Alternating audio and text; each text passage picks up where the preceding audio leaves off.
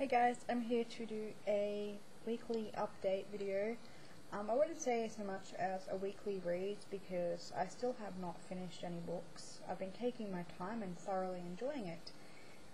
So I'm just going to show you some of the books that I have been reading, two I picked up today, and I decided to maybe give you guys a choice of what you'd like to see me read next out of two books, because I'm considering reading two, but I'm not quite sure which one I want to read first or which ones you would like me to do a review on, and I thought it would be kind of interesting to give you guys a bit of a choice, because I know there is one book that people have been saying that they would like me to do a review on, and I still haven't got to it, so that is in my collection. Anyway, so basically, I haven't really felt like reading much fiction lately. I'm not going to apologise for that. I'm not going to make excuses. I just haven't really been feeling like it. Haven't read anything on my Kindle, and I'm happy with that. I'm fine with that. I feel good. No pressure. So basically, what I have been reading is I've been working through this book. It's called The Writing Diet.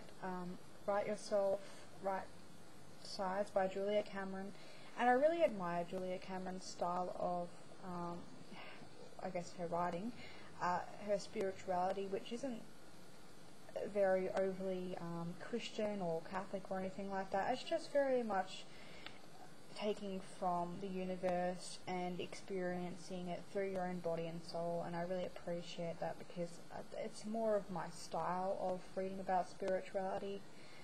I wouldn't say it's new age. I would say that it's just taking even primary historical tools, I guess, through the ages and what have worked for people through the ages in a modern setting, I guess, and modern slant on it, I guess you could say.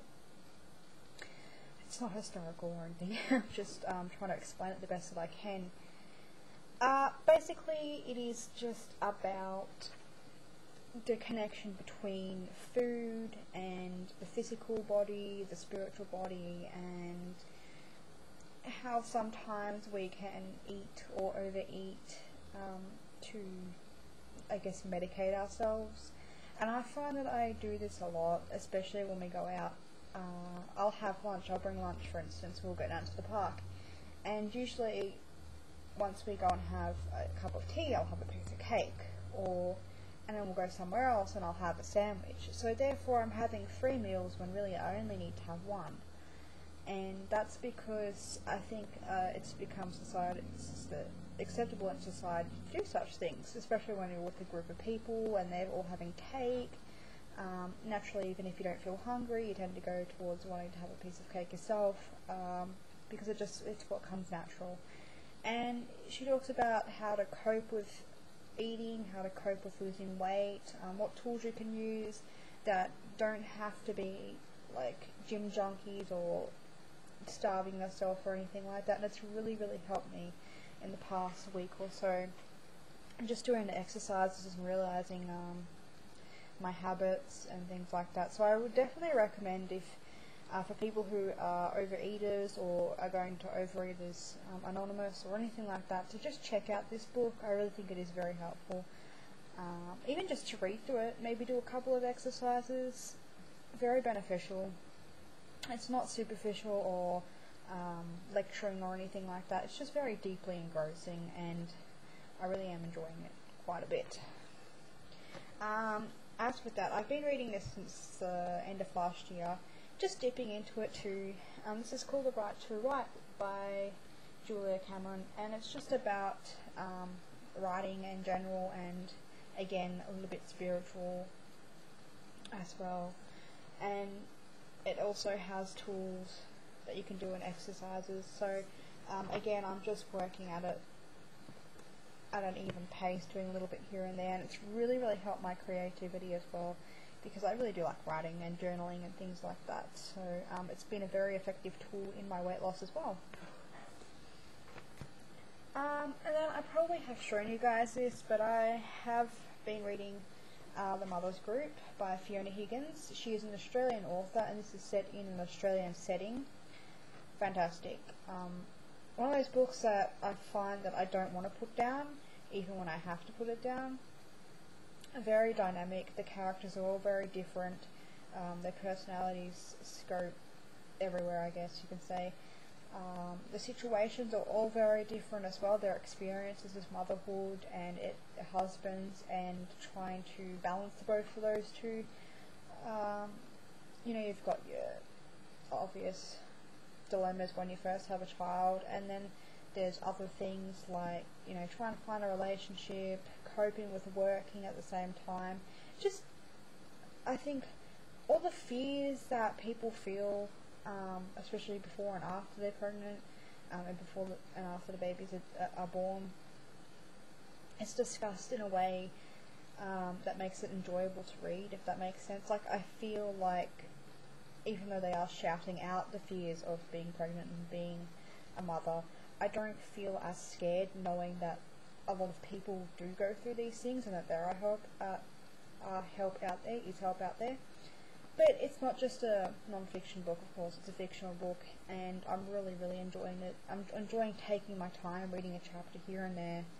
Just, it's quite rich in storyline as well, and it makes for a very enjoyable read.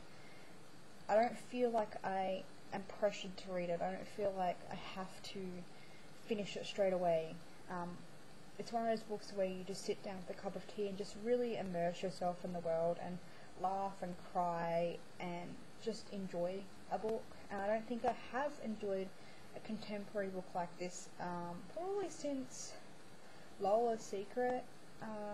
It's very up there with that kind of feeling of Monica McInerney. Obviously not exactly the same, but that kind of style of contemporary writing, and it's really, really quite enjoyable. So I would definitely recommend this book, even if you're not really into mothers or babies or anything like that. If you're into adult contemporary books, it's really, really quite a fascinating story. So definitely pick this one up. I will be probably doing a review on Brewing Teabag, hopefully by this weekend. I dare say that I'm going to be finished with it in the next few days. I'm really enjoying it.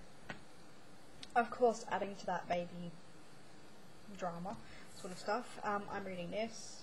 Don't think I need to tell you too much. I kind of stopped reading a little bit after hearing about miscarriages and things like that. That kind of unsettled me a bit, so I had to put it down for a couple of days, but I'm hoping to pick it back up soon. It's just something that I have, a lot of my friends online have been going through at the moment, so it's kind of putting me off a little bit, but not putting me off the idea. And the last two books that I did pick up from the second-hand bookshop, I got two for $5. Dexter in the Dark by Jeff Lindsay, and I believe this is like the third book in the series, or the third book that is written so far. And like for $2.50, I really wanted to pick up a Dexter book and see what it was like, because I really do enjoy the series on TV. I think there are only like 6 seasons right now. I'm only up to the 3rd. I was supposed to get it in the mail, and it never came, so I had to get my money back. And then I got I Notice Much Is True by Wally Lamb, and I have been wanting this book for about 2 years, I think it is now. It's a thick book, and it's very rich, and it's pretty much, I think it's very dark, realistic fiction set in the 1950s, and to look at it and to hear about it, it would probably not be the top of my priority of things to read. But I've seen and heard a lot about this book, and I just really wanted to pick it up. And when I saw it for $3, I thought, that's cool, and I got it for $2.50. So, and it's, you know, a yellowing, beat up copy, not too beat up, but I don't really care. It saved me a lot of money, and I know that I'm gonna read it. So, and lastly, because you're probably sick of hearing my voice right now, 2 books that I'm going to ask you guys to choose which one you would probably want me to read. I'll probably start one of them, but there are 2. I'm just going to move these books. So I've been contemplating what to read next, and I'm either going to want to read Catching Fire, which I believe is the 2nd book. Let me just check, because I'm pretty sure it is. Yeah, it is, because Mockingjay is the last one. Catching Fire. Now, if my partner reads this first, it'll probably be a couple of days before I start it, but Catching Fire, or Wither by Lauren DeStefano.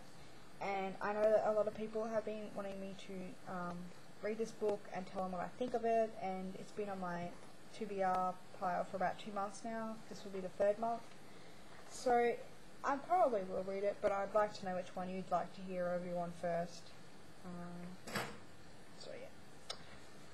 So that's me, that's my update, my little haul, and hopefully by the end of next week I will have some books to tell you about. So thank you guys for putting up with me today and listening to me drone on, and I shall talk to you guys next week, hopefully. Bye guys.